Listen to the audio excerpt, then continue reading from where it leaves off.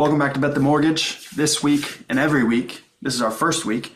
Every week we're going to give you our favorite bets in the college football weekend. Last year we went 14 straight picks to start the season before losing our first bet. So we know what we're talking about. We have, we follow our leads in the early season, and that's my favorite time to bet. So stay tuned in, subscribe, hit the bell, like the video, leave a comment, follow us on all the socials in the description as well. Zach, you got anything before we get into our bets? Nope. All right, so we're just going to go quick. My first one, and these are just, based on what we think of these teams, because obviously a lot of lines are based on talent composite this time, but my first bet, and one I'm pretty confident in, and not a lot of people are, Baylor money line. I got it at plus 120. I think you can get it at like plus 110 right now over Auburn. I don't think I could be more out on Auburn this year. Hugh Freeze is saying things like they have to take it easy on Jackson Arnold in practice to keep his confidence up. He has to reel the defense back a little bit. I don't like that. Jackson Arnold is, a former five-star who obviously last year at Oklahoma lost his confidence. So if they have to try this hard to let him keep his confidence, you get a guy like Dave Aranda who runs a really good defense at Baylor. You let him confuse Jackson Arnold early. I think, maybe some turnovers happen, along with Sawyer Robertson at quarterback for Baylor, who's a veteran guy, came in last year, looked really good, has a chance to be on some really high up NFL draft boards this year. I think Baylor wins. I think it's going to be close because I think Auburn is really talented. I think they have a really talented roster, but their deficiencies paired along with Baylor's really good spots, I think Baylor can come out and win this game. Yeah, my first one is going to be South Carolina minus 7.5 versus Virginia Tech. A lot of people, I don't know, aren't really high on South Carolina. I think they're a very good team. They've got a really good coach, but also a really good quarterback in the Norris Sellers. You look at who could be the Indiana of this year. South Carolina, checks a lot of the boxes. Obviously, a much tougher schedule being in the SEC. But as far as skill level, they've got a very good team. If they pull off 1-2 upset wins, you could be looking at them come November as hey, they win the right ones, a couple people lose the right ones. This could be a playoff team. Not to say Virginia Tech's a bad team, but they're just not there yet, right? And so I think South Carolina wins this one pretty handily. Looks a lot like the Nebraska-Cincinnati game we probably just talked about. Yeah, that one worries me a little bit just because Virginia Tech is a veteran team, and I think South Carolina, a lot of things broke for them last year, late in the year. Sure. This will definitely be a make or break game for them. I think if they roll, all bets are off. They can do anything they want. If they struggle, even if they lose, it'll be pretty tough to come back from that.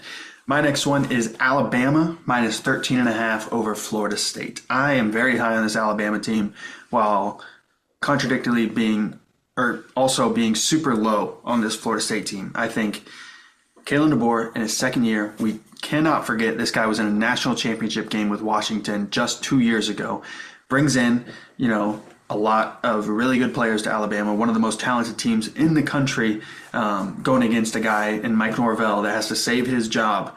Brings in Thomas Castellanos, who got benched at Boston College last year, and that's who we're relying on to beat Alabama this year. I just don't see it. And I think there's a lot of new guys on this defense at Florida State. I do trust Tony White over there to make it better, not this early. I think there's a lot of moving pieces there, especially against a team like Alabama, who's just going to be talented at every single level. 13.5 is what I got it at. You might be watching this. You might have to get it at 14.5, 15. A lot of people are really betting on Alabama, and I'm right there with them. Yeah, my next one is the one we just talked about. Nebraska minus 6.5 at Cincinnati. I know I try not to bet on Nebraska games, but this one just seems, too good to pass up. Even if they do win it by a touchdown, right? This hits. The only way this doesn't hit is if they win it, by a field goal, essentially, which I just don't see happening. I just don't think Cincinnati's good enough. I think Nebraska's coming out too hot. I think the crowd favors them. I think the travel favors them. I think their coach is better. I think all around, they're just a better team. I think 6.5 is a line that you gotta take. Yeah, definitely. And my last one is TCU minus 3.5 Monday night against UNC and their new coach Bill Belichick.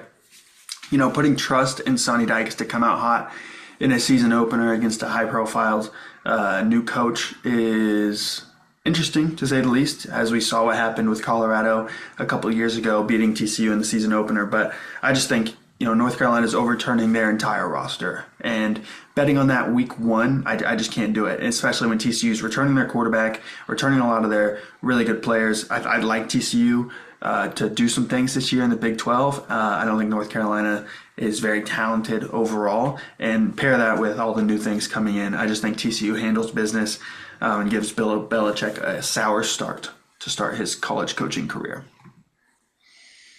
Yeah, my final one is Texas money line. I know a lot of people are super high on Ohio State. I get it's at Ohio State, but this genuinely might be the year for Texas. You have Arch Manning, who obviously very unproven, but could be the best quarterback in college this year, right? Like, Sure. Genuinely has the potential to be the best quarterback in college. Texas has the weapons around him. Texas has a defense that'll stack up against anybody. Ohio State's putting in a freshman quarterback who has he's never played college snaps, I don't think.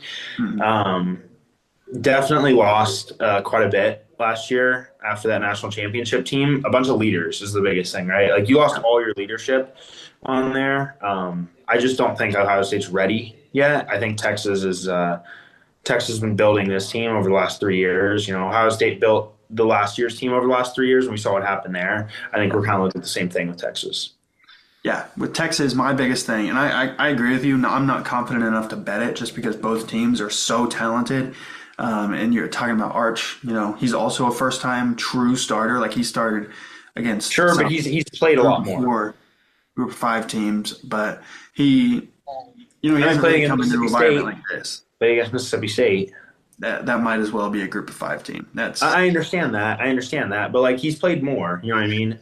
Sure, no, and that's why I would probably lean Texas, especially because I think Texas might have the best defense in the country. And Julian Sayin, one thing I want to say about Julian Sayin before we get out of here.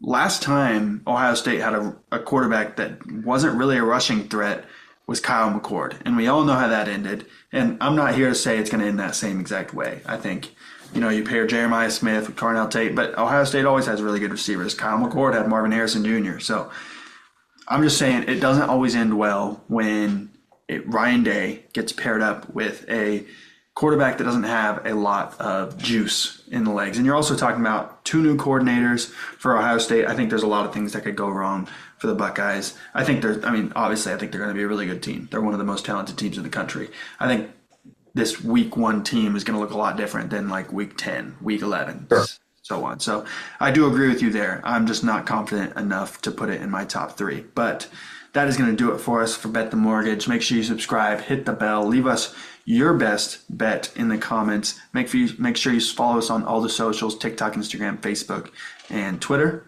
And we will see you guys next week.